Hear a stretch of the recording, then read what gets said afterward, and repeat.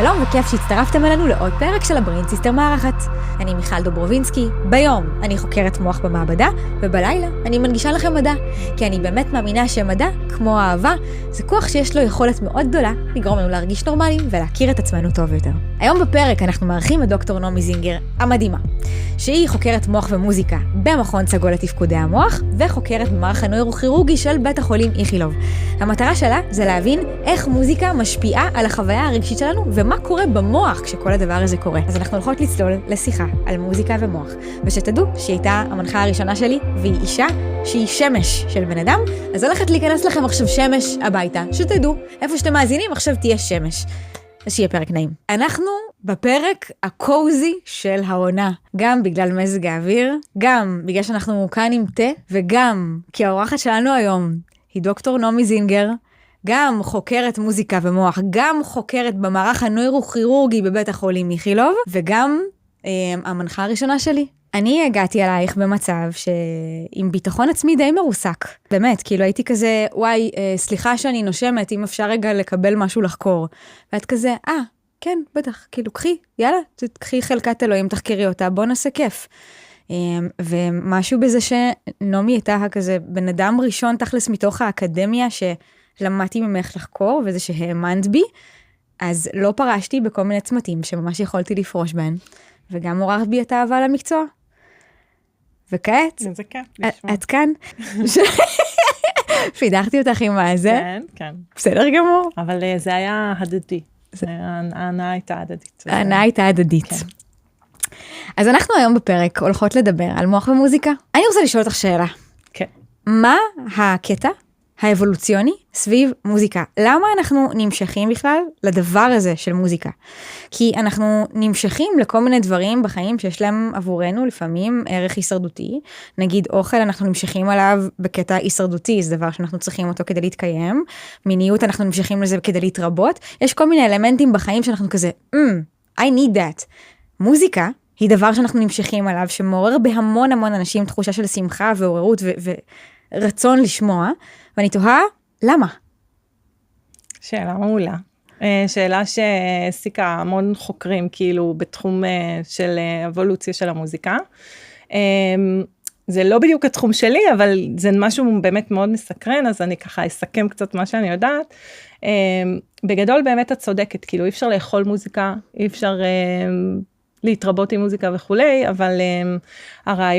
אבל קודם כל מוזיקה קיימת בכל תרבות אנושית, זאת אומרת, זה משהו שהוא באמת מאוד מאוד נפוץ, וגם המון אנשים משתמשים במוזיקה, ככה שזה משהו מאוד רווח, זה לא איזה תופעה ככה ששמורה למגדל השן, והרעיון הוא שיש משהו במוזיקה שמאפשר לנו להתחבר.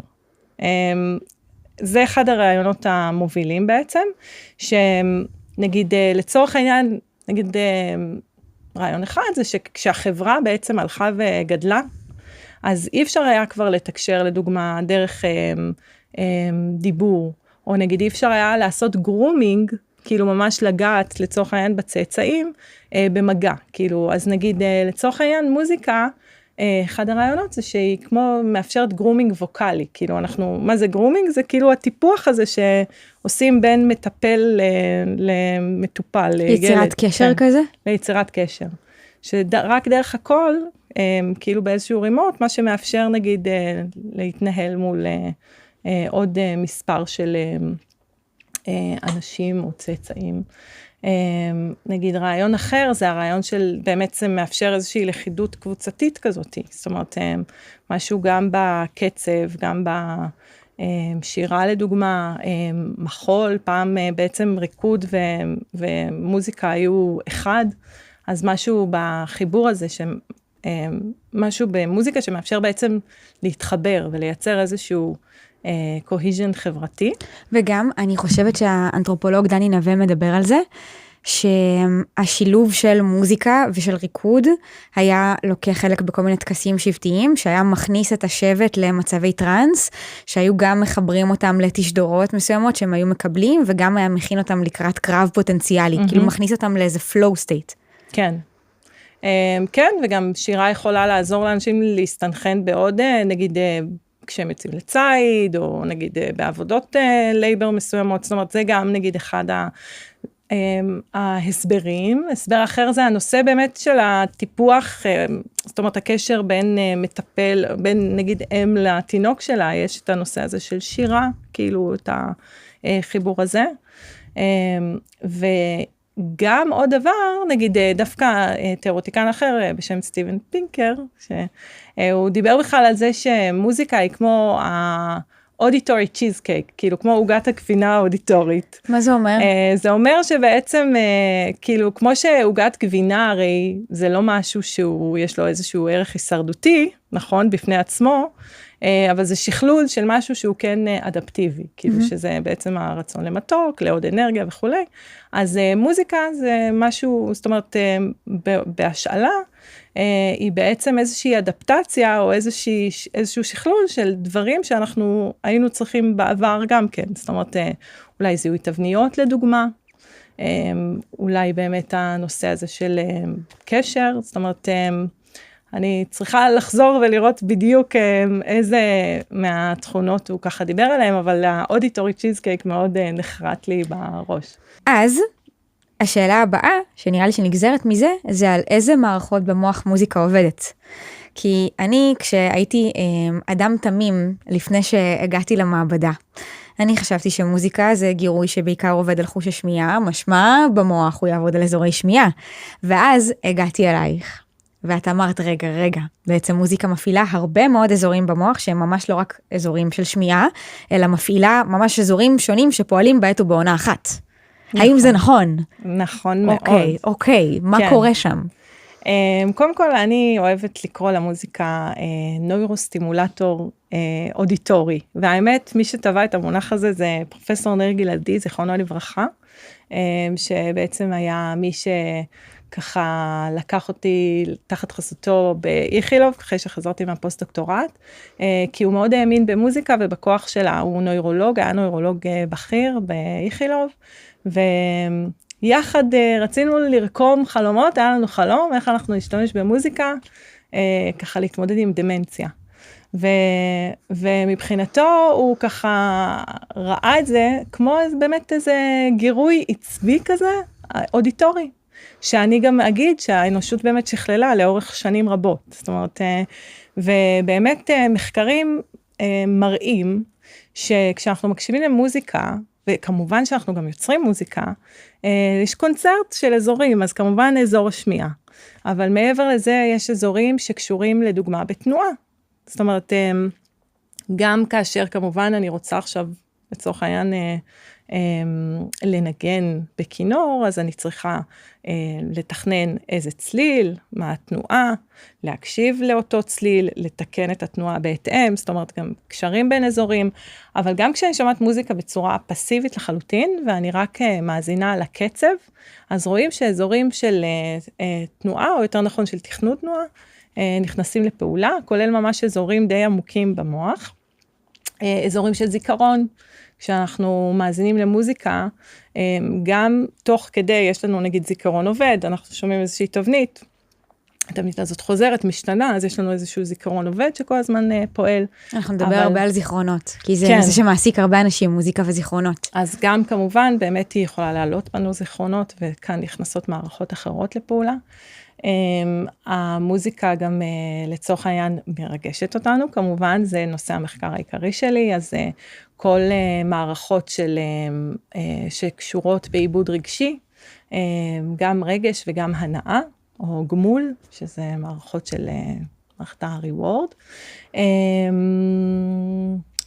ועוד דבר כאילו שהוא מעניין, זה שזה גם משהו שנגיד אפשר להתאמן עליו, זאת אומרת, אפשר לפתח פה מומחיות, זאת אומרת, גם בתור מאזינים, אבל עוד יותר בתור גם מבצעים, נכון? כאילו, יכולים ללמוד לנגן על כלי מוזיקלי, אנחנו יכולים ללמוד לפתח שמיעה מוזיקלית, וזה גורר גם שינויים פלסטיים במוח, זאת אומרת, המוח משתנה בהתאמה, ככה שיש פה איזושהי מסגרת גם שאנחנו יכולים להיכנס אליה, בעצם לעבוד איתה.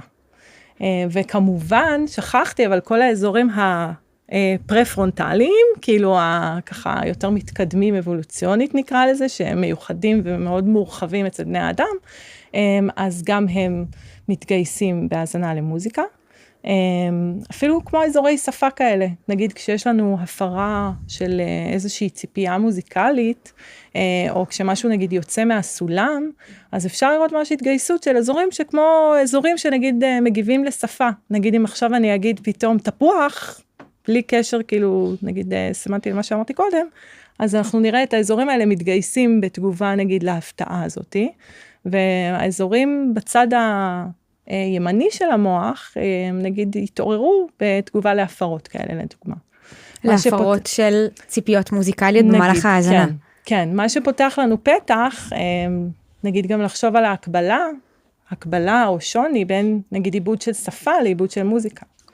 וייב, מה ההבדל? יש בעצם שתיהן צורות תקשורת, ואפילו, סליחה, זה מזכיר לי באמת בהקשר האבולוציוני, יש מי שטוען שפעם ככה האנושות, או יותר אפילו הניאנדרטלים, ואז כאילו בעצם האדם הקדמון, הייתה להם שפה שנקראת שפת ההם, שבעצם הייתה מעין כמו המהום כזה, בסדר? ואז היא בעצם התפתחה מצד אחד לשכלול של העברות, של היצורים והעברות, מה שהפך להיות שפה, ולהתמקצע באמת סמנטיקה, וכאילו לרפרר בעצם שפה, ומצד שני, השפת ההם הזה התפתחה מבחינת השונות בעצם נקרא לזה במלודיה, במוזיקה, זאת אומרת, ובקצב, מה שהפך בסופו של דבר להיות מוזיקה. אז ככה שמדובר בעצם באיזה שתי יכולות, שהן קצת מקבילות, והן קצת גם מאפשרות לנו תקשורת בצורה אחרת. אבל יש גם כל מיני עדויות שמדברות על שיכול להיות קשר בין האזורים האלו, שלפחות אפשר אולי לנצל את המשאבים, נגיד שאנחנו יודעים שמעובדים על ידי מוזיקה, לטובת טיפולים באנשים שנגיד סובלים מהפרעה בשפה. שעל זה אני רוצה להגיד, בזמנו, יום אחד שאלת אותי, מיכל, למה אנחנו חוקרים מוזיקה? לא יודעת אם את זוכרת את הסצנה שם. הסצנה בחדר בחדר הנודע. ואז אמרתי, כי זה מגניב, וכי, את יודעת, כאילו זה תחום מרתק, ואז אמרת לי, לא, זה לא סיבה מספיק טובה לחקור משהו, כי הוא מגניב. ואז כזה ניסית להוביל אותי לאיזושהי נקודה, ואני כל פעם זרקתי משהו ותיקנת אותי. כן. ואז בסופו של דבר הנקודה שהובלת עליה, זה כי זה ממש כלי טיפולי, שאפשר לעזור דרכו לאנשים. ומשם גם תחום העניין שלך, של השימוש במוזיקה ככלי לפרקינסון, ככלי לאלצהיימר, ככלי להפרעות שפה. נכון, באמת, בסופו של דבר, אני נכנסתי לעולם הזה, קודם כל מהזווית המאוד, נקרא לזה, אנוכית שלי, שפשוט מוזיקה מאוד מאוד עזרה לי בחיים, בעיקר בהיבטים רגשיים כאלה, זאת אומרת, עזרה לי לבסט את הרגשות שלי, כזה, גם ברמת העידוד, גם ברמת ההרגעה, גם ברמת, נגיד, כשמביך לי ואני לבד, זאת אומרת, כל מיני, כאילו, וגם ראיתי, או לפחות ניסיתי, בעצם, הרבה פעמים אני נותנת לאנשים מתנות פלייליסטים, או... אוי, זה מופלא. או לצורך העניין, נגיד, גם במצבים ככה שאני רואה מישהו ככה קצת עצוב או מדוכתך, לפעמים באמת נגמרות לי המילים, ובא לי לתת לו משהו ממה שבעצם מעודד אותי. והבעיה היא באיזשהו מקום שהרגשתי שאני לא מספיק יודעת איך לעשות את זה בצורה כאילו שהיא מושכלת ו-good enough. וזה ממש הוביל אותי בסופו של דבר לרצות להבין את זה ממש טוב, ומבחינתי להיות מסוגלת כן לתת לאנשים מוזיקה כתרופה. בסדר? אוי, זה הדבר הכי יפה בעולם, מה שאמרת עכשיו. ובאמת הדבר הזה, אבל כאילו כשנכנסים לעולם הזה, קודם כל הוא באמת מאוד מעניין, והוא מאוד מאוד עשיר, והוא פותח המון המון שאלות, והרעיון הוא לנסות ולהבין קודם כל, נגיד משהו מסוים, שהוא עם אפקט מיטיב. נגיד, אני התעניינתי מאוד ברגש ובהנאה. מתעניינת, לא התעניינתי. בחורה רגשית, וזרוקה לביסות רגשי, ולכן, כאילו, זה ה-way in שלי. אז להבין את התופעה, להבין את האזורים המוחיים שמושפעים מהתופעה, ובאמת בסוף לנסות וגם לפתח איזה שהם כלים שבעצם לוקחים את הכוח הטבעי של המוזיקה, ואולי נותנים לו עוד איזה בוסט כזה. זאת אומרת, זה ממש המסלול המחקרי האישי שלי. ולאיזה תובנות הגעת בהקשר של מוזיקה וויסות רגשי?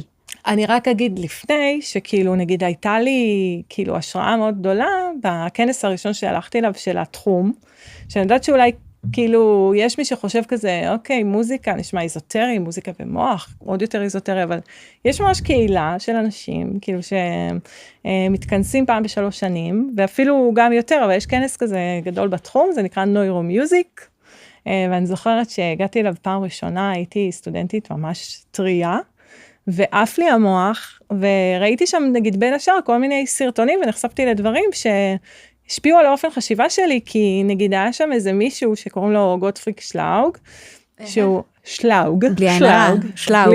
כל השמות בתחום הזה, גם פיטר ווסט, בואי. לגמרי. גם רוברט זטור, כל השמות זה, יש כל שם על מיליאן, בבקשה. לגמרי. אז הוא הציג נגיד שיטה שנקראת Melodic Intonation Therapy. זו שיטה כזאתי, שבעצם מנסה לעזור לאנשים שסובלים משבץ מוחי, דרך זה שנגיד כשיש לנו, שסבלו משבץ מוחי שהוביל להפרעה בשפה, וזה לרוב נגרם כשיש לנו פגיעות מצד שמאל של המוח, באזורים מאוד מסוימים, אזורים שקשורים בהפקה של שפה, ונגיד, הוא הראה סרטון כזה שבו הוא מבקש מהבן אדם הזה להגיד את המילים Happy Birthday to you, הבן אדם מוציא ג'יבריש מוחלט, ואז הוא מבקש ממנו לשיר את ה-Happy Birthday to you, והוא שר את זה מושלם, זאת אומרת עם כל המילים והכל. זה כמו טיפול שעושים בגמגום. נכון, אבל זה עוד יותר קיצוני, כי מדובר בבן אדם שלא יכול להפיק את המילים האלה, ואז בעצם הם פיתחו מעין שיטה כזאת, שבה אנשים שרים את המילים, ולאט לאט הם עוברים לדיבור, ותוך כדי שהם שרים את המילים, הם גם תופחים עם יד שמאל, והרעיון הוא שבעצם הם מגייסים ככה את ההמיספירה הימנית, זאת אומרת את החצי מוח הימני, שהוא לא פגוע, כאילו את אותם משאבים שנגיד לרוב באמת שמורים, או יותר מתמחים בעיבוד מוזיקה, וככה אפשר לעשות איזה מעקף. אז זה בעיניי... איך זה נוצר? זאת אומרת, איך בן אדם שלא מצליח לדבר, פתאום מצליח לשיר? כי זה בדיוק, יש פה התמחות גם קצת, זאת אומרת, עוד פעם יש הרבה ויכוחים בספרות, וזה לא 100%, אבל בגדול, העיבוד של השפה, הדומיננטיות שלו יותר בצד שמאל, והעיבוד של מוזיקה, או חלק לפחות מהתפקודים המוזיקליים, הוא בצד ימין. אז בעצם, יש דברים שנשמרים, ואתה ממש יכול ככה לעשות כמו, אוקיי, נהרס הבית הזה, אנחנו... זה די היסטרי. כן, נכון, וזה בדיוק נגיד, מבחינת, נתן לי את ההשראה, כי אנחנו בעצם מבינים משהו של מנגנון מוחי, ומתוך הדבר הזה אפשר לתפור טיפול. עוד סרטון בהרצאה אחרת שהייתה, שבה הראו איך אנשים עם פרקינסון, שלמעשה פרקינסון זה מחלה נוירודגנרטיבית, זאת אומרת שבה יש ניוון של תאי עצב במוח, ספציפית של תאי דופמין, שמשפיעים על מסלול מוחי שקשור בתנועה, או יותר בהתחלה של תנועה, או בבקרה על תנועה, ובגדול, נגיד הם סובלים מהליכה שהיא נגיד צעדים קטנים, ואיטיים לפעמים, או איזושהי נוקשות, ומסתבר שבגלל שבעצם, זאת אומרת, העדויות שכבר אמרתי, אם נחזור כשדיברנו על זה שמוזיקה מפעילה המון אזורים מוחיים, אז כשאנחנו מקשיבים לקצב מוזיקלי, או למשהו מאוד קצבי, אז יש ממש הרתמות גם של המעגלים התנועתיים במוח, כולל גם אותם אזורים שנפגעים בקרב אנשים שחולים פרקינסון, זה אזורי גרעיני הבסיס, נקרא לזה. ואז יש גם את הסרטון שאת מראה בהרצאה נכון, במעבדה, נכון. של איש שהולך ורועד, ואז הוא בעצם שאיש שהולך צעדים מאוד קטנים ולא בטוחים, ואז כשבעצם שמים מוזיקה עם קצב נורא ברור ופשוט, או אפילו מטרונום, פשוט הולך בצורה הרבה יותר זורמת, ויש על זה עכשיו המון מחקרים, זאת אומרת שהראו את זה שוב ושוב ושוב, שבעצם העניין הזה של כשאנחנו שמים איזשהו קוצב חיצוני, זה אפילו עכשיו יכול להיות גם ממש גם פסים על הרצפה, גם קצב ויזואלי לצורך העניין, אז יש שיפור בהליכה. וואי, את יודעת מה זה מעלה לי? שבטקסי מדיסין, כאילו בטקסים פסיכדליים, איוואסקה וכולי, אז יש שירים שנקראים איקרוס, שזה שירים שהם אפשר לומר מאוד גנריים בחלק מהפעמים, הם כמעט, כמו שאת אומרת, מטרונום, ודיברתי פעם עם ליאור, עם דוקטור ליאור רוזמן, על למה יש את החשיבות הזאת ואת האופן הכל כך עמוק שבו מוזיקה משפיעה תחת חוויות פסיכדליות. ואחד הדברים שחשבנו עליהם זה שמשהו בקצב מייצר סדר בתוך אי סדר. והחוויה הפסיכדלית מאופיינת מאוד בחוויה של אי סדר, ואז פתאום כשיש לך טה, טה, טה, טה, זה פתאום מייצב את המוח כאיזה משהו להתאגן בו, כאיזה עוגן. מעניין.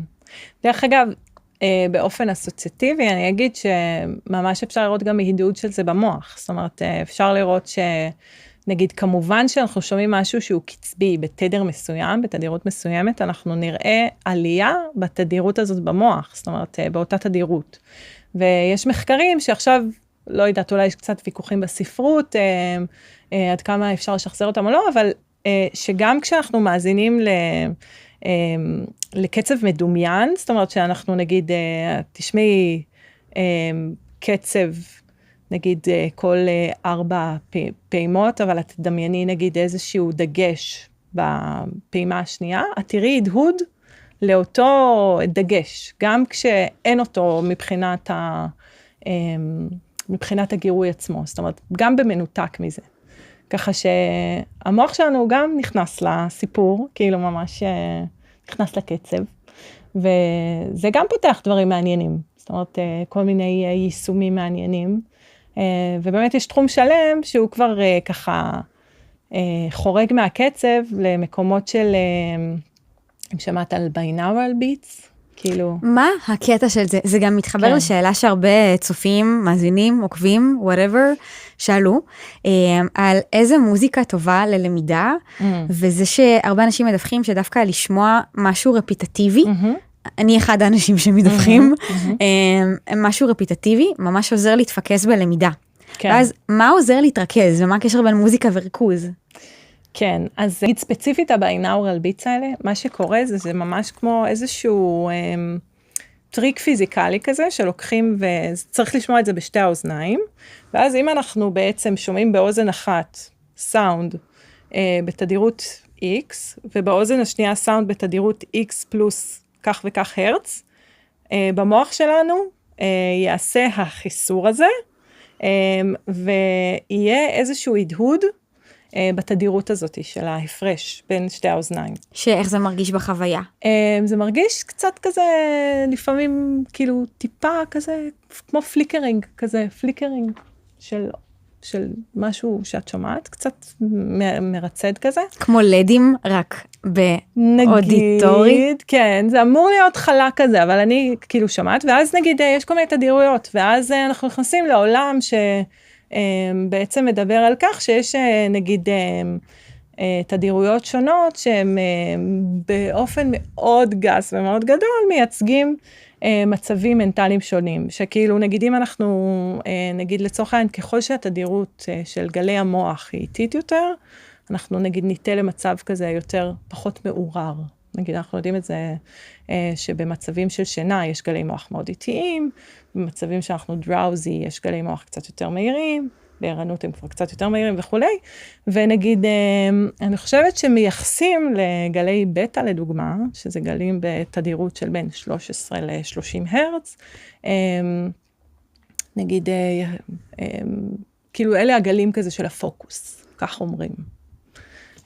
ואז נגיד אפשר לשמוע מוזיקה שהיא באמת עם השני, כאילו, עם ה-binaural beats. בדיוק, זה יכול להוביל לאיזשהו פוקוס, אבל זה עדיין כזה work in progress. כי יש כמו התאמה שנוצרת בין הגלים המוזיקליים שאנחנו שומעים, גלי הקול, לבין הגלים המוחיים שנוצרים. כן, כאילו בעצם הגלים המוזיקליים, עוד פעם, נוירוסטימולטור, השמיעה, זאת אומרת, מה שאנחנו שומעים, יוצר לנו איזשהו, הוא ממש כאילו כופה על המוח שלנו, כביכול את התדירות הזאת, והתדירות הזאת אמורה לעודד איזשהו מצב, נגיד, של ריכוז גבוה יותר.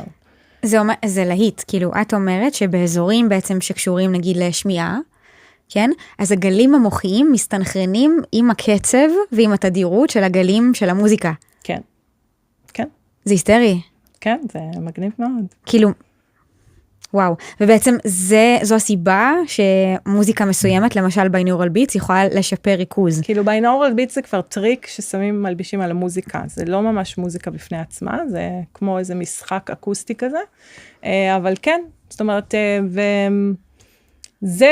זה מה שאומרים על זה, זה תחום שאני פחות מכירה, אני לא יודעת עד כמה הוא ככה מבוסס או לא, אבל זה, וואי, check it out. זה לוקח אותי לנקודה של מסיבה. שמסיבה היא, לצורך העניין נמפה אותה כאירוע חברתי שבה הרבה אנשים, יעני מוחות שונים, מקשיבים לאותה מוזיקה באותו זמן. ואז נוצר מצב של איזה מין חוויית סינכרון בין כל האנשים במסיבה, שכשהמסיבה נגמרת, לפעמים יש ממש חוויה של כזה, וואי, עברנו משהו ביחד. עכשיו כל אחד היה בעולמו וכולי, אבל יש איזו חוויה של איזה מין אחדות שנוצרת על הרחבה. במוזיקה אלקטרונית מאוד מרגישים את זה, איזו אחדות ברחבה שנוצרת. ואז, מה שאת אומרת גורם לי לחשוב, שכשכולנו שומעים את אותה המוזיקה, אז המוזיקה גורמת לגלים המוחיים שלנו להסתנכרן עם הגלים של המוזיקה, ואז בעצם המוחות של כולנו מסתנכרנים אחד עם השני, וזה קשור אולי לחוויה של האחדות גם הרגשית שנוצרת. לגמרי. יש גם מחקרים בנושא, הרבה מחקרים בכלל על הנושא של כאילו סינכרון בין אישי עם מוזיקה, בלי מוזיקה, דיברתי עם פרופסור שירה ציל, שדיברה איתך הרבה על סינכרון. אז מוזיקה היא מעודדת סינכרון טובה, ובאמת אם נחזור להקשרים האבולוציוניים, אז זאת אחת מהסברות כאילו, עוד פעם, שהיא מעודדת איזושהי לכידות קבוצתית, דרך זה שגם היא ממש מסנכרנת את אולי באמת את המוחות שלנו, את התנועות שלנו, זאת אומרת, הכל ביחד. ויש מחקרים מאוד מגניבים שנעשים בקנדה, יש אוניברסיטת מקמאסטר.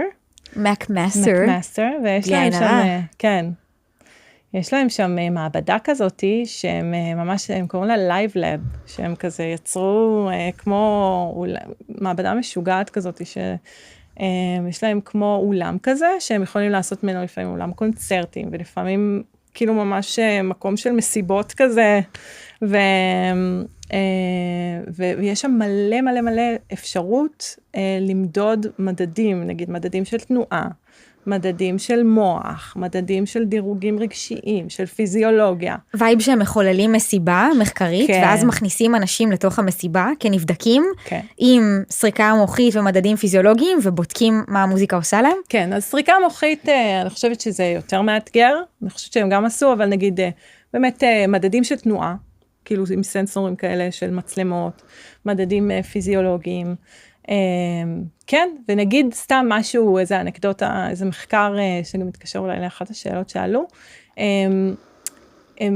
גם יש להם שם אקוסטיקה מטורפת, אז נגיד הם השתמשו ברמקול עם בסים מאוד, שמאפשרים להגיע ל-very low frequency sound, כאילו ממש סאונדים שהאוזן האנושית לא שומעת, והם הראו שכל פעם שהבסים האלה פועלים, אנשים זזו יותר, כאילו, זאת אומרת, מבחינת זאת אומרת, במסיבה, במהלך המסיבה. ככה שיש פה איזשהו, אפרופו הסתנכרנות, וממש משהו פיזיקלי, ואולי אפילו שלא עובר דרך בהכרח שמיעה מודעת, אולי ויברציות ממש, כאילו דרך העצמות. מה, בסים זה, כן. כאילו רמקול בסים, זה בבית המקדש של המסיבה, זה כזה. כן. רק להיות על הבאס. אז הם הראו שגם בלי שאנחנו אפילו, האנשים לא היו מודעים למתי זה היה און, מתי זה היה אוף, אבל כאילו מבחינת החדר, הם מדדו את התזוזות בחדר, הם ראו שיש יותר תזוזות, כשיש את הבאסים המאוד מאוד נמוכים האלה. וגם ראו סינכרון בין האנשים שהוא אצמבל? לגבי סינכרון, אני לא בטוחה שזה המחקר הזה, אבל באמת התחלנו סינכרון, אז גם כאילו יש שם כל מיני מחקרים על סינכרון, יש דברים די מגניבים שעושים, יש חוקר אחד באוסטרליה, פיטר קלר, גם חוקר הרבה את הנושא הזה של סינכרון, אפילו יש חוקרת פה בארץ, בחיפה,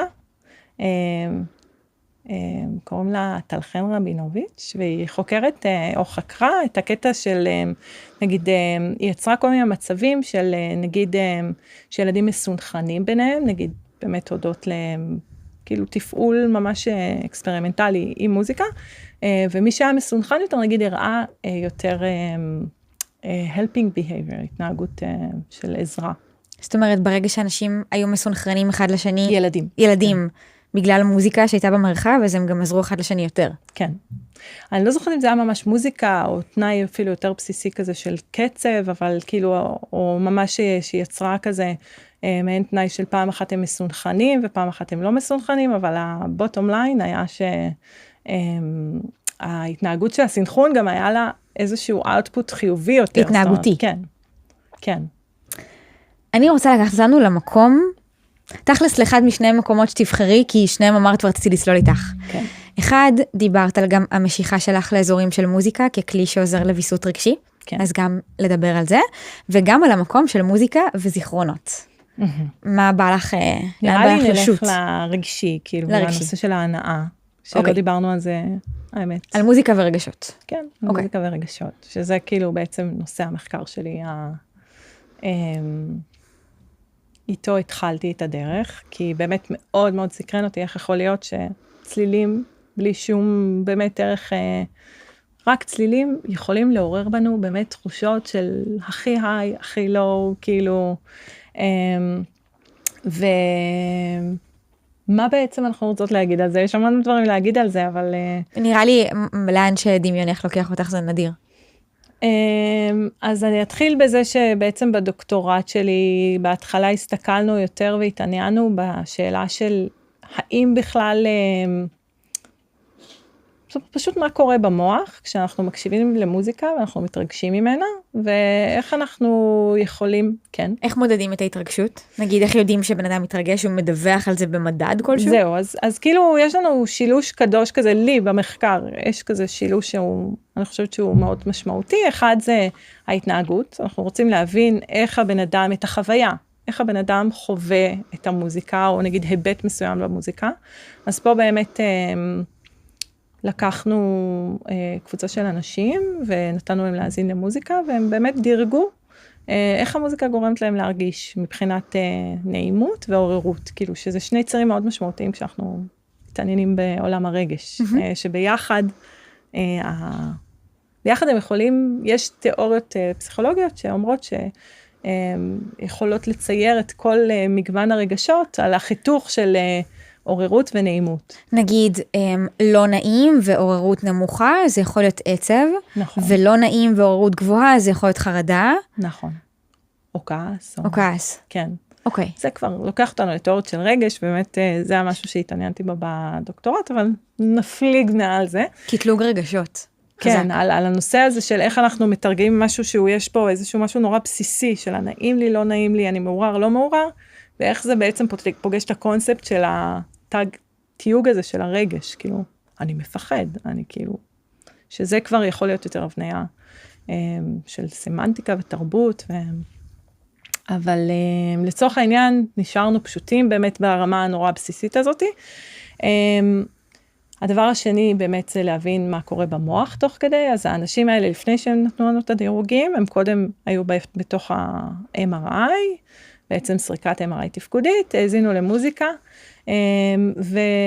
ופשוט בצורה פסיבית לחלוטין חוו אותה. והדבר השלישי שצריך לתת לו דין וחשבון, זה המוזיקה עצמה. זאת אומרת, קודם כל, איזה מוזיקה נשמיע? יש עולם שלם, נכון? וזה גם נורא משפיע. איזה מוזיקה? וגם מה במוזיקה? כי המוזיקה עצמה היא שכבות של דברים. זאת אומרת, יש אפשרות להסתכל על עוצמת הצליל, ועל המהירות של התווים, על הצפיפות של התווים, על השינויים של התדירות, נכון? התווים עצמם. ויש גם דברים, אז זה האקוסטיקה, יש דברים יותר מורכבים, כמו לדוגמה, מה מידת הציפיות שהמוזיקה מעוררת בי בכל רגע ורגע, מה מידת ההפתעה שאני חווה בכל רגע ורגע. אלה דברים שכבר צריך לאפיין בצורה אחרת. אז בעצם זה היה כזה מחקר ששילב גם את פרופסור טלמה הנדלר, שהייתה המנחה שלי בדוקטורט, וגם את פרופסור רוני גרנות, שהיא מהאוניברסיטה העברית, והיא מוזיקולוגית וחוקרת קוגניציה מוזיקלית, וזה היה כזה מיזם משותף, ביחד כאילו בחרנו באמת את הקטעים, שיהיו כאלה קטעים קטעי פסנתר כאלה, שהם מתמשכים בזמן, כי נורא עניין אותנו גם מה קורה לאורך ההאזנה, נכון? יש לנו התחלה, אמצע וסוף. הרבה מחקרים משתמשים בקליפים קטנים כאלה, ומשווים כאילו בין אחד לשני, ואומרים, אוקיי, זאת התגובה למוזיקה פה, רצינו לראות מה קורה גם לאורך זמן. וסתם נגיד אני אדבר על איזשהו היבט אחד של המחקר, עניין אותנו לדעת דווקא מה משותף, אפרופו אם התחלנו בנושא האבולוציוני, כאילו, נגיד האם יש איזשהו ייצוג שהוא משותף על פני מוחות שונים, כאילו שהוא דווקא common כזה. מה הכוונה? שנגיד את שומעת מוזיקה, אני שומעת מוזיקה. את אותו קטע מוזיקלי? כן, את אותו קטע מוזיקלי.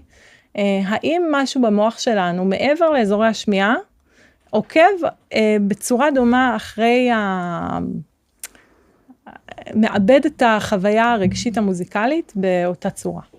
זאת אומרת, האם את ואני מדברות באותו שפת הרגש של המוזיקה? האם אותו קטע מוזיקלי מחולל בנו רגש דומה? או תחושה דומה? כן, זאת אומרת, האם זה מעורר בנו תחושה דומה, והאם הייצוג המוחי גם הוא דומה. זאת אומרת, האם יש לנו ייצוג מוחי שהוא משותף לך ולי. אוקיי. אבל כמובן מעבר לרמת הייצוג של החוויה של השמיעה. ובעצם מה שעשינו היה להסתכל באמת על תגובה של כ-40 נבדקים, ומה שראינו, אני לא אעלה בפרטים, אבל יצרנו איזשהו מדד של מעין ייצוג קבוצתי כזה, כאילו, מעין מדד שמייצג בכל רגע ורגע, איך נראית הפעילות המוחית של 40 האנשים האלה. אוקיי? וגם הסתכלנו על רשתות מוחיות, כי בעצם המוח הוא לא פועל באזורים בודדים, נכון? מדברים לפעמים על האמיגדלה, או על לא יודעת מה, האינסולה.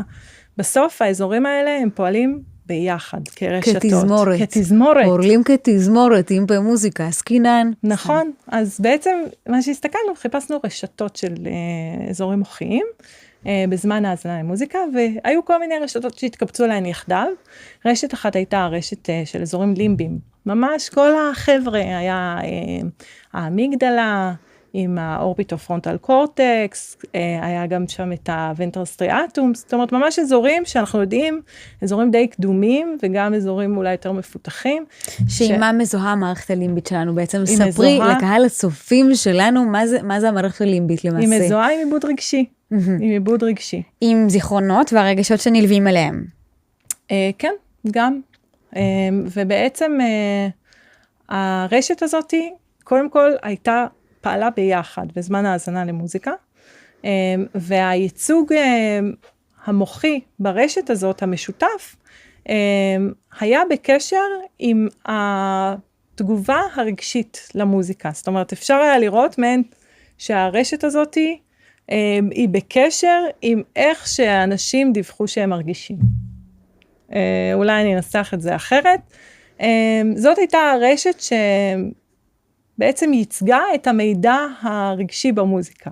אז בעצם המחקר שלך בדוקטורט, במהלכו אתם הכנסתם 40 משתתפים לתוך ה-MRI, נתתם להם לשמוע כל מיני גירויים מוזיקליים שונים, סרקתם להם את המוח בזמן הזה, וגם הם דירגו את החוויה הרגשית שלהם בממדים של עוררות ושל נעימות. נכון. ואתם רציתם לבדוק מה ההתאמה בין המוזיקה לבין חוויות רגשיות של אנשים שונים? כן, ובעצם הסתכלנו יותר על המשותף בין כולם. זאת אומרת, ראינו שיש גם דפוסים שהם מאוד ייחודיים לכל בן אדם, אבל בסוף כשאנחנו עושים כמו ממוצע כזה, על הדירוג הרגשי של האנשים, וגם על הפעילות המוחית של האנשים, יש משהו שהוא קודם כל משתחזר בין קבוצות שונות, זאת אומרת, ממש ברמת נאמנות מאוד גבוהה, נגיד הדירוג הרגשי הזה הממוצע, היו לי נגיד 2 קבוצות שונות, והם התנהגו כמעט אותו דבר, מבחינת האופן שבו הם דיווחו, איך הנעימות שלהם עולה ויורדת לאורך ההאזנה. זאת אומרת, יש משהו ממש במוזיקה, איזה קוד כזה, שכאילו אנשים, כנראה מהפיצ'רים המוזיקליים, שאנשים חווים בצורה דומה, גם אם הם נורא שונים, מרקעים שונים והכל. זה מאוד מתחבר למוזיקה בקולנוע. נכון. שיש שימוש מסוים בצלילים, שמאפשר איזו חוויה קולקטיבית של רגע שנוצר למול סצנה מסוימת. נכון. ובעצם מבחינה מוחית ראינו משהו דומה, זאת אומרת, בעצם הסתכלנו דווקא על הפעילות שהיא משותפת לכולם, ממש חילצנו איזשהו מדד מוחי מסוים, וראינו שהפעילות המוחית המשותפת באזור של אזורים לימביים, כאילו במערכת הלימבית הזאת, שזו מערכת שבעצם מאבדת רגש, מקשרת רגש זיכרונות, הפעילות הזאת עוקבת אחרי אותו רגש. מה זה אומר שהיא עוקבת אחרי אותו רגש? זה אומר שברגע שנגיד לצורך העניין, היה לי רגע שהוא נגיד יותר נעים, אז הפעילות באזור הזה הייתה בהתאמה גבוהה יותר. רגע, או הפעילות המשותפת, זאת אומרת, כל המוחות של כולם באותו רגע, פחות או יותר, הראו איזושהי פעילות גבוהה יותר. זאת אומרת, ברגע שנגיד הרגע פחות נעים, האזורים הראו פעילות נמוכה יותר. זה מתחבר לזה שהרבה אנשים מדווחים על זה שיש קשר אסוציאטיבי מאוד חזק בין מוזיקה לבין זיכרונות מסוימים. זאת אומרת, שיר מסוים שמתחיל והוא כמו קיו, שמפעיל במוח איזשהו זיכרון מתקופה שבה שמענו את השיר הזה וכו'. אז בעצם יש איזושהי התאמה מסוימת בין ההאזנה למוזיקה לבין פעילות חזקה של המערכת הלימבית שמכילה בתוכה את האזורים שמחסנים רגשות. כן, בהחלט כל הנושא הזה של זיכרונות חזקים שמוזיקה מעוררת, זה משהו שהוא ככה ידוע, יש אפילו נגיד, זה מעורר ממש זיכרונות חיים, ומבחינת מוחית דווקא זה אזורים קצת אחרים, מדברים על אזורים נגיד, קודם כל נקרא לזה בשם מדעי יותר, זיכרונות אוטוביוגרפיים, כאילו הזיכרונות של עצמי באופן ספונטני, ובגדול מדובר על אזורים שהם יותר נגיד אזורים של המערכת הדיפולט, שבטח דיברת עליה בוא נאמר עליה רגע. בעצם אזורים שהם נגיד יש אזור ככה medial prefrontal cortex וה-PCC, ה-posterior cingulate cortex, הם אזורים שבעצם הם פועלים דווקא כשהמוח שלנו בזמן מנוחה. בסדר? כלומר, הרשת הזו שנקראת רשת ברירת המחדל, היא עובדת כשאנחנו מה נקרא לא חושבים על כלום במרכאות. כן. וכשאנחנו לא חושבים על כלום, אנחנו למעשה עולים בנו באופן טבעי זיכרונות אוטוביוגרפיים. או חושבים על עצמנו וכולי, זאת אומרת, זו מערכת שכן מאוד קשורה לעצמי אבל איך זה קשור למוזיקה? פשוט מחקרים הראו שכשאנחנו, כאילו, כשאנשים חווים זיכרונות אוטוביוגרפיים ממוזיקה, אז האזורים האלה מתגייסים. זאת אומרת, זה בעצם משהו שעלה. מה בעצם הקשר בין מוזיקה לבין חוויות רגשיות? זאת אומרת, למה דבר אחד יכול לעורר היזכרות בדבר אחר? אוקיי, אז באמת, הדבר האחרון, זאת אומרת, דיברנו על איזשהו שילוש כזה, נכון? אז אחד זה המוח, אחד זה החוויה, ובאמת השאלה היא, אז מה במוזיקה? כאילו, עושה את זה, נכון? אז מה שעשינו היה באמת להסתכל על המוזיקה, ולהסתכל עליה מכל מיני היבטים, כאילו לפרק אותה ולפענח אותה, מבחינת פרמטרים מוזיקליים שונים, וראינו שנגיד באמת יש איזשהו קשר למאפיינים של המוזיקה בזמן, כאילו ששם בעצם שמקשרים לנו בין אותו הקשר בין החוויה המוחית לחוויה הרגשית, אבל האמת שזה לא סיפק אותי, זאת אומרת, הרגיש לי שבעצם יש פה עוד שאלה שאני רוצה לשאול, כי לא הבנתי עדיין את המנגנון עצמו, זאת אומרת, למה אנחנו מתרגשים ממוזיקה, או איך אנחנו מתרגשים ממוזיקה, מה ממש במוזיקה עצמו יכול להסביר את אותה ההפעלה של האזורי הרגש נקרא לזה. ובעצם זה פתח עוד את העיסוק בעצם שאני ממשיכה איתו עד היום, זה כל הנושא של הנאה ממוזיקה. שזה קצת שאלת ככה יותר ספציפית בעולם הרגש המוזיקלי. אז מה קורה במוח כשאנחנו נהנים באופן ספציפי? אוקיי, אז כשאנחנו נהנים ממוזיקה, קורה דבר מאוד מעניין, והוא בעצם משתחרר אצלנו, מופעלת אצלנו מערכת של אזורי תגמול במוח. כשאנחנו מאוד נהנים ממוזיקה, כשאנחנו חווים צמרמורות של עונג, כשאנחנו מתרגשים ממוזיקה, אז מתגייסים ממש אזורים שמגיבים גם לגירויים מתגמלים בסיסיים מאוד, כמו אוכל, כמו גירויים אירוטיים, כמו אלכוהול, סמים וכו'.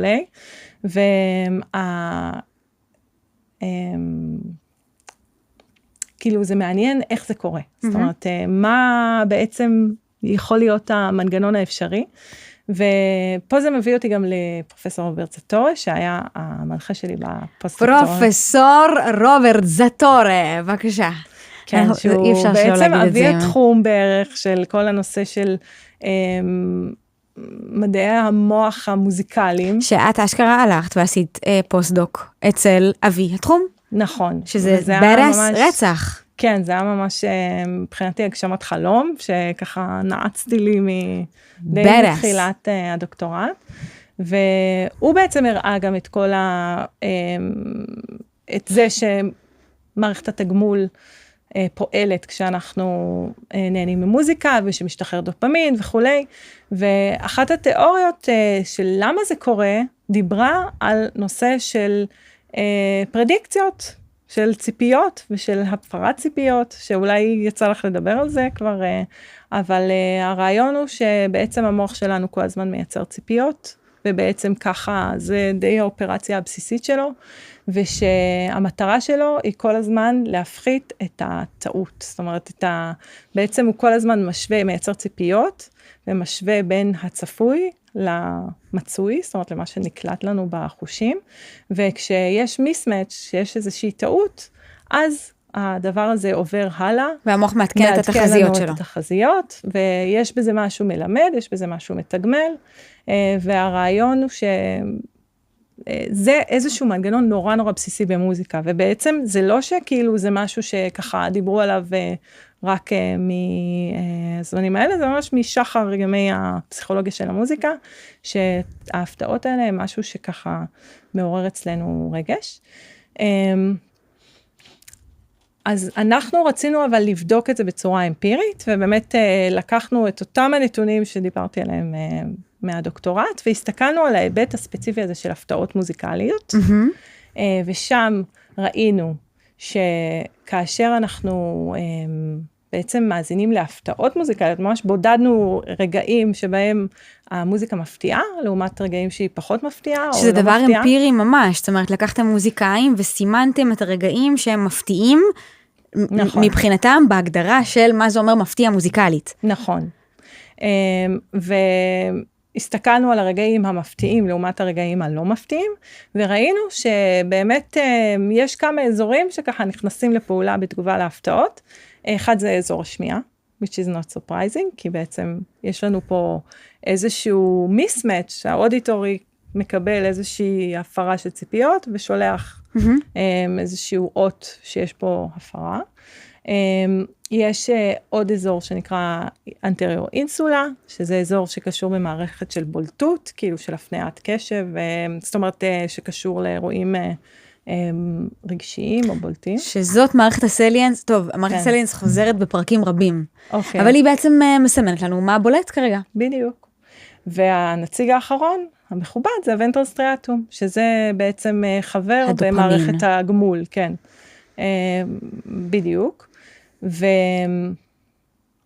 ובעצם גם ראינו שנגיד, שממש התמקדנו עוד יותר במנגנון, ובאזור עוד יותר ספציפי בוונטרל סטריאטום, שנקרא נוקליוס אקומבנס, שהוא ככה לב של מערכת הגמול, ראינו... שכשאת אומרת הגמול, זה למעשה דופמין, במקרה הזה. זה יכול להיות דופמין, זה יכול להיות גם אופיאטים, האמת, אופיואידים, סליחה, אבל בגדול, מערכת של סיפוק. של סיפוק. reward, סיפוק, וגם ציפייה לסיפוק, דרך אגב. בקיצור, אז האזור שם פעל יותר בתגובה להפתעות, בקרב מי שנהנה יותר מהמוזיקה. זאת אומרת, הקבוצה שלנו התחלקה באופן מופלא לשניים, כאלה שנהנו יותר מהקטע הספציפי שנתנו להם, וכאלה שפחות. והנוקליוס הקומבינס של מי שנהנה יותר במוזיקה, פעל יותר בעצם בתגובה להפתעות. וגם ראינו שיש שם איזשהו קשר למערכת השמיעה, וזה אפשר לנו ככה להבין טיפה יותר טוב את המנגנון המוחי, שקשור בנושא של ציפיות והפרתן, והקשר שלהם בעצם לחוויה. זאת אומרת שבמחקר הבנתם שההנאה ממוזיקה היא קשורה לאופן שבו המוח מגיב להפתעות. כן, זאת אומרת מצאנו קשר, אבל באמת זה לא היה כל הסיפור, כי אפשר לומר שנגיד משהו שהוא נגיד מפתיע לחלוטין, הוא כבר לא נעים. נכון? זאת אומרת, אז יש פה, וגם איך נדע אם משהו מפתיע, אם אנחנו נגיד שומעים, תחשבו שאתם נתקלתם במוזיקת חייזרים, ובמוזיקת החייזרים הזאת יש הפתעה מוזיקלית שהיא מאוד אובייסית לחייזר, שמכיר את הכללים. את שיר העם הזה של החייזרים. כן. אבל אנחנו לא, ואין לנו ציפיות כלל וכלל. נכון, בדיוק. אז באמת היה מחקר אחר שבו הסתכלנו יותר על הנושא הזה של הציפיות, היכולת שלנו לעשות פרדיקציה בעצם לתו הבא, ואיך זה משפיע על החוויה שלנו, ואת זה עשינו דווקא על ידי שימוש בקצב. הסתכלנו יותר על בעצם תגובה לקצב, או יותר נכון על ההיבט הזה של בולטות הפעמה במוזיקה. אוקיי. פעמה זה ביט, הביט זה מה שבעצם אנחנו רוצים לתפוח אליו, ככה כשאנחנו מאזינים למוזיקה, הוא יחידת זמן בסיסית במוזיקה, שיכולה לארגן לנו אחר כך גם משקל בקצב,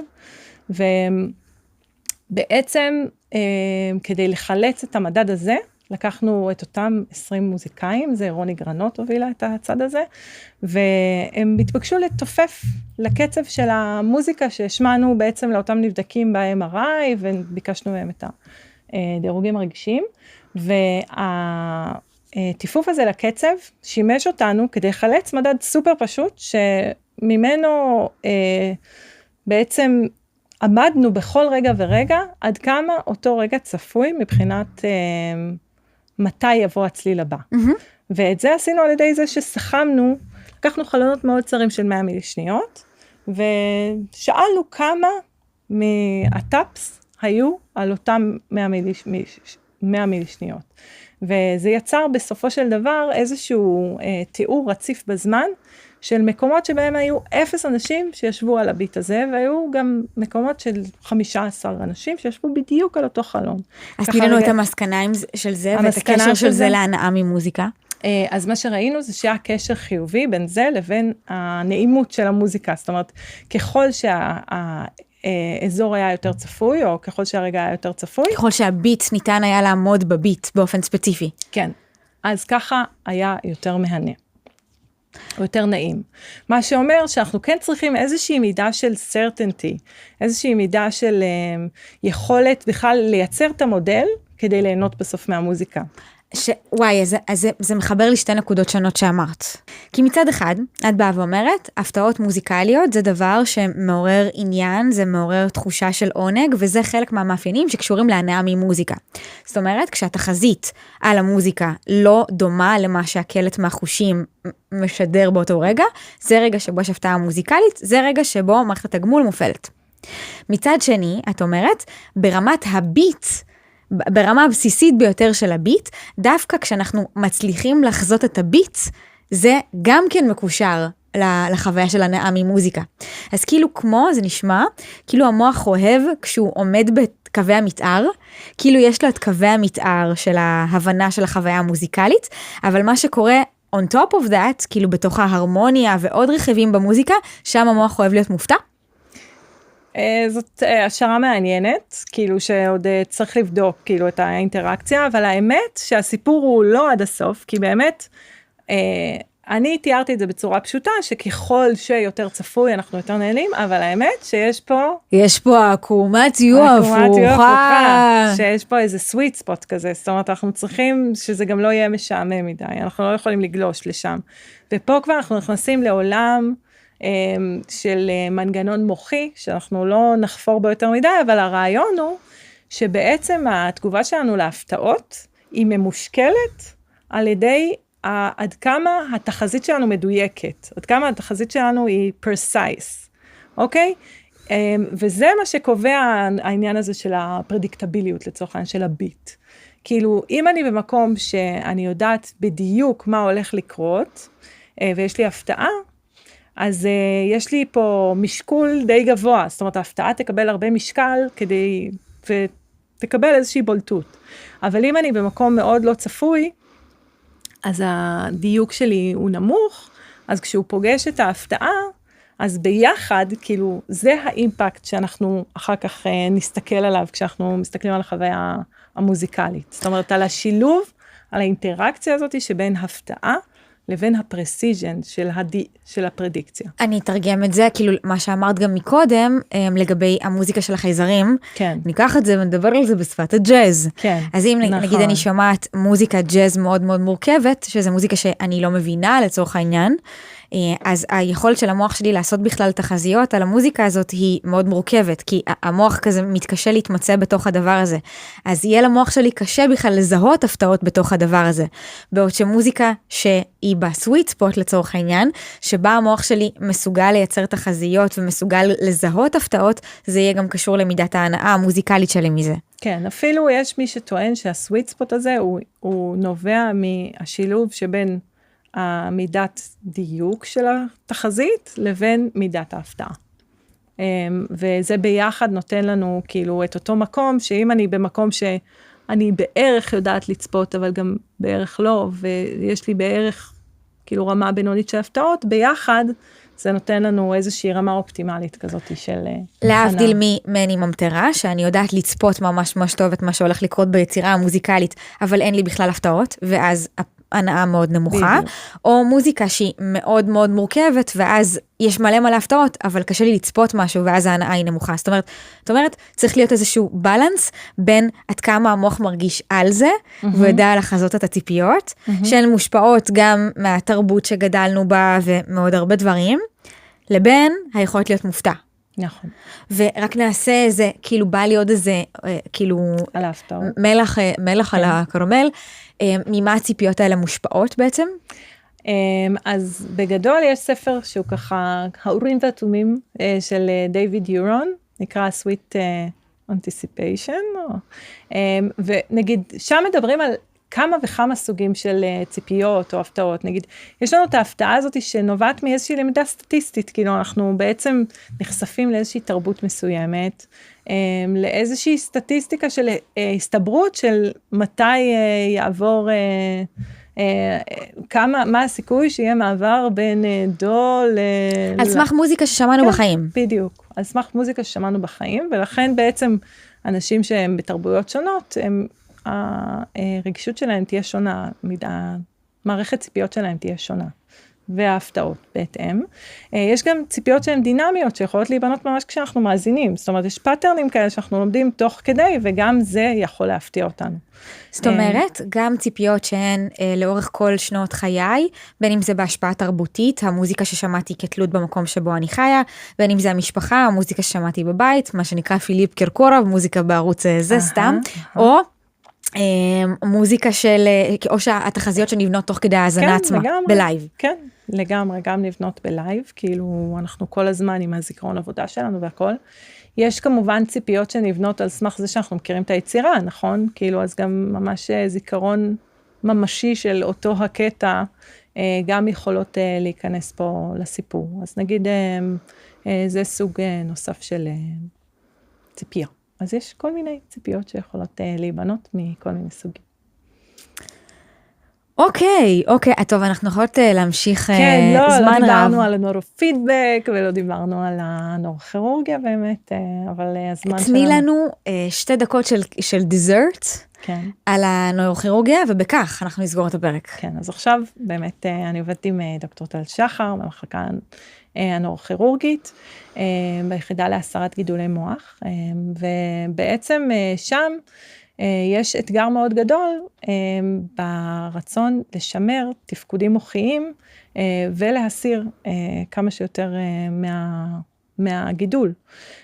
ולטובת השימור של התפקודים, בעיקר תפקודים של שפה, לפעמים עושים ממש ניתוח בעירות, ניתוח שבו מאירים את המטופל אחרי פרק זמן מסוים, ומבקשים ממנו בזמן הניתוח לבצע משימות של שפה, של דיבור, של הפקת דיבור. כשהוא ער והמוח שלו פתוח. כן, ובזמן שהמנתח, שטל מגרה על ידי מכשיר גירוי חשמלי, אזורים שונים, וברגע בעצם שרואים איזושהי הפרה, או איזושהי הפסקה של הדיבור, או שינוי, נגיד לצורך העניין במשפט, באופן שבו הוא ביצע, אז אפשר לדעת שזה אזור שהוא קריטי לתפקוד, ושצריך לשמור אותו, זאת אומרת, ולא לנתח.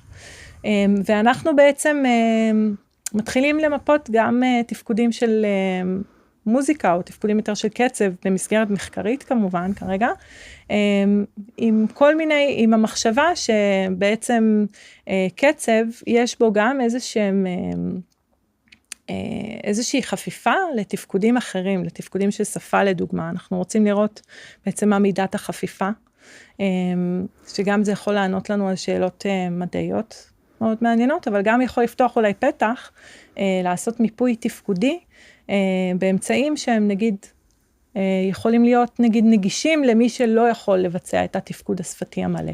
שזה חזק גם כי עד כה העשייה המחקרית שלך הייתה ממוקדת ב-MRI, שזה היכולת לראות תמונה מסוימת של המוח, ועכשיו את לא מסתפקת בכך, ואת פותחת את המוחות של האנשים, ואת אומרת, רגע, שנייה, בוא ניגע פיזית באזורים, ונבין שם ברמה הרבה יותר מדויקת. זה גם ברמה סיבתית, זאת אומרת, אפשר ככה להסיק איזה אזור הוא קריטי לתפקוד מסוים. זאת אומרת, כי אם בעצם גירוי חשמלי באזור הזה גורם לאיזושהי עצירה של התפקוד, או לאיזשהו שינוי בתפקוד, זה כן אומר לנו שבעצם האזור הזה הוא קריטי. אז כן, זה גם פותח פתח להבנות מדעיות, אבל כמובן הפנים הם לשפר את הטיפול והאבחון, וזה מה שאנחנו עושים שם, וזה מאוד מרגש באמת, to be continued.